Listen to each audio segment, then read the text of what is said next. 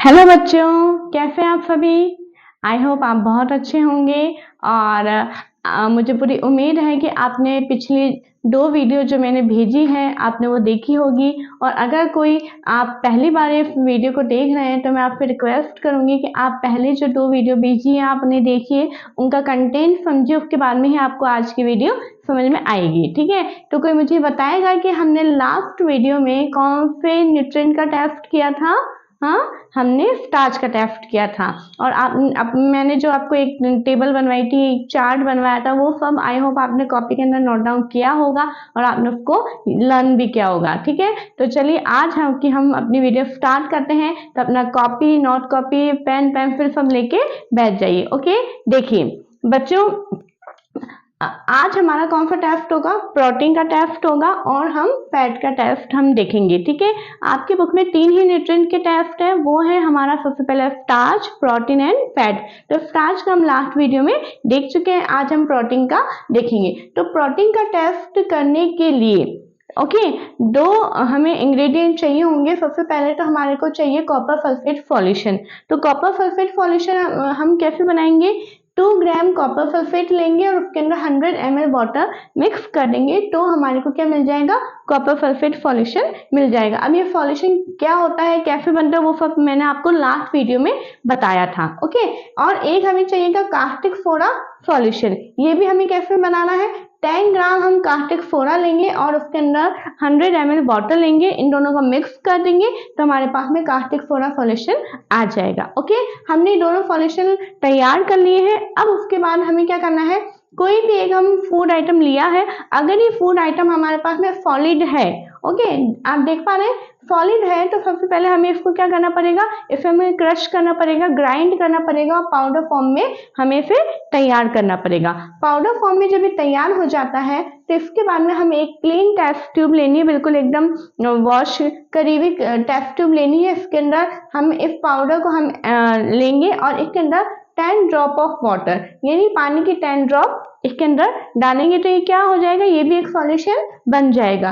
फिर second step में हमें क्या करना है? आप देख पा रहे होंगे मैंने डायग्राम बना के आपको बहुत ही अच्छे से समझाने की कोशिश करी है कि आपको याद करने में भी आसानी होगी। ठीक है, तो जो ये टेस्ट ट्यूब है इसके अंदर, ठीक है, इसके अंदर हमने 2 drop of copper sulphate solution लेना है और 10 ड्रॉप ऑफ हमें क्या लेना है? कास्टिक सोडा सॉल्यूशन लेना है। क्या समझ में आया?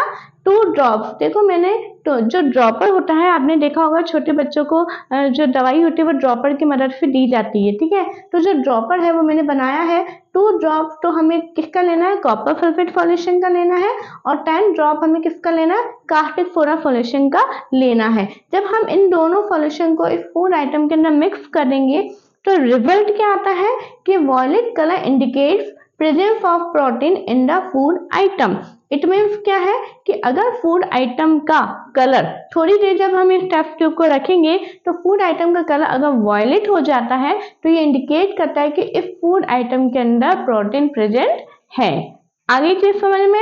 आई होप आपको ये समझ में आ गया होगा। अब हम नेक्स्ट चलते हैं। हमारा नेक्स्ट टेस्ट है फैट के लिए। ओके, तो फैट जो है, हमने यहाँ पे मैंने फर्स्ट स्टेप क्या लिखा है? Take a small quantity of a food item. कोई भी हम फूड आइटम लेंगे, थोड़ी क्वांटिटी में लेंगे और उसे wrap it in a piece of paper and crush it. और एक पेपर के अंदर उसे हम रखेंगे, ठीक है, रैप करेंगे और उसे हम क्रश करेंगे। ये ध्यान में रखना है कि पेपर टीयर नहीं होना चाहिए। ओके, क्रश करेंगे। क्रश करने के बाद में हमें क्या देखने को मिलता है? रिजल्ट क्या होता है? An oily patch on paper shows that the food item contain fat, यानी हमें उस पेपर के ऊपर जो है पैचेस नजर आएंगे, उससे ये साबित होता है कि इस फूड आइटम में क्या प्रेजेंट है?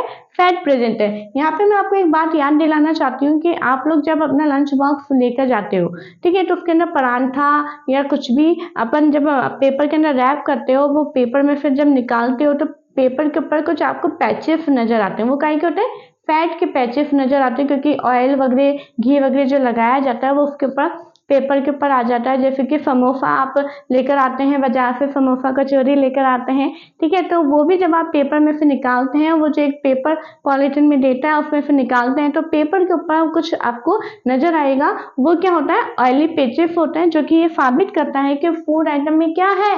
फैट प्रेजेंट है। ओके, आप बच्चों इसको इसी तरह से आप लिखिएगा, आप इनको डायग्राम को भी इसी तरीके से बनाइएगा तो आपको बहुत ही अच्छे से ये सारे टेस्ट याद हो जाएंगे। कौन से टेस्ट के लिए कौन सा सॉल्यूशन चाहिए वो सारी चीजें की कल हमने टेबल बना ली थी, ठीक है। अगर आप चाहें तो एक सेकंड के लिए हम रिकॉल कर सकते हैं। स्टार्च के लिए हमने क्या लिया था, आयोडीन सॉल्यूशन, है ना।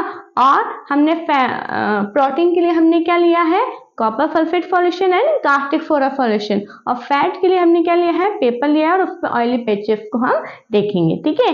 अब आता है हमारा आपकी एनसीईआरटी के बुक में एक टेबल 2.2 है, ठीक है, nutrients present in some food item, sorry ये 2.2 नहीं ओनली 1.2 है, ओके। तो ये जो टेबल है इसमें आपका क्या दे रखा है, कुछ फूड आइटम्स के यहाँ पे नाम दे रखे हैं और स्टार्च, प्रोटीन, फैट, यानी हर एक फूड आइटम में आपको स्टार्च का भी टेस्ट करना है, प्रोटीन का भी टेस्ट करना है और फैट का भी टेस्ट करना है, ठीक है। फॉर एग्जाम्पल रॉ पोटैटो यानी कच्चा आलू, तो रॉ पोटैटो में स्टार्च प्रेजेंट है, इसलिए यहाँ पे आपके बुक में जो ब्लैक से लिखे हैं यस वो पहले से मेंशन है। बाकी का जैसे कि प्रोटीन का अगर हम टेस्ट करते हैं रॉ पोटैटो पे कॉपर सल्फेट सॉल्यूशन और ये सॉल्यूशन हम डालते हैं तो अगर इसका कलर वायलेट नहीं आता है तो इसमें प्रोटीन प्रेजेंट नहीं है, ऐसे इसके अंदर फैट भी प्रेजेंट नहीं है। इस तरह से आपको मैंने यहाँ पे लिखा है, जैसे मिल्क है, मिल्क में स्टार्च प्रेजेंट नहीं होता है, इसमें प्रोटीन प्रेजेंट होता है और फैट भी प्रेजेंट होता है। आप देखेंगे कि बहुत सारे ऐसे न्यूट्रिएंट फूड आइटम होते हैं जिसमें एक से ज्यादा न्यूट्रिएंट्स प्रेजेंट होते हैं, ऐसा नहीं है। जैसे कि अपन मिल्क देख रहे हैं, मिल्क के अंदर प्रोटीन भी प्रेजेंट है और फैट भी प्रेजेंट है, ठीक है। इस तरह से आप देख सकते हैं।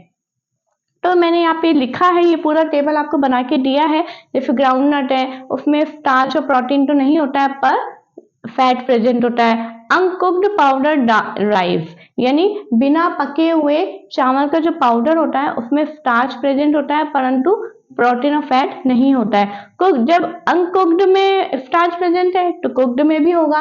तो बच्चों इस टेबल से भी बहुत सारे क्वेश्चन आपके इरेज हो सकते हैं, किसी भी तरीके से पूछा जा सकता है कि किसके अंदर कौन सा न्यूट्रिएंट प्रेजेंट है, कौन सा न्यूट्रिएंट प्रेजेंट नहीं है, ठीक है। तो आपको ये टेबल को अच्छे से समझना है।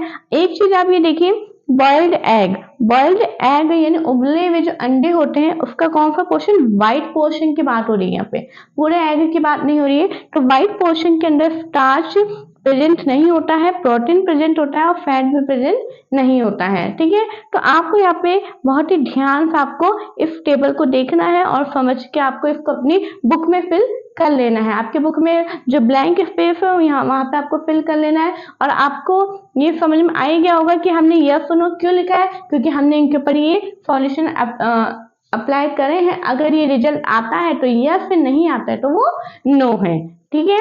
तो आई होप ये समझ में आ गया होगा आपको। आज अपन ने अभी तक हमने 3 वीडियो देख ली है और तीनों वीडियो में जो अपन ने चैप्टर का बेस समझा है कि फूड क्या होता है, फूड हमें कहाँ से मिलता है ना, कितने सोर्सेज होते हैं और फिर फूड के अंदर कितने टाइप्स के हमारे कंपोनेंट्स प्रेजेंट होते हैं। उन कंपोनेंट्स में अपन ने 3 कंपोनेंट 3 न्यूट्रिएंट्स का अपन ने टेस्ट भी देख लिया है। अब आगे हमारे 2 और बचते हैं, विटामिन एंड मिनरल्स का बचता है, वो भी हम हमारे नेक्स्ट वीडियो के अंदर देखेंगे कि विटामिन क्या काम में आते हैं, मिनरल्स क्या काम में आते हैं, वो सारी चीजों का भी हम देखेंगे। और हो सकता है हमारे नेक्स्ट आने वाली वीडियो जो है वो क्वेश्चन आंसर वीडियो हो, क्योंकि जो अभी तक अपन ने 3 वीडियो देख लिए उन तीनों वीडियो का हो सकता है मैं क्वेश्चन आंसर की वीडियो बनाऊं या मैं कंटेंट की वीडियो बनाऊं। लेकिन आपको मेरी हम्बल रिक्वेस्ट है कि जिस तरह से देखिए बच्चों, इस तरह से जब आप लिख के रखेंगे तो ये आपके को रटना नहीं पड़ेगा, एक नजर आप डालेंगे और आपको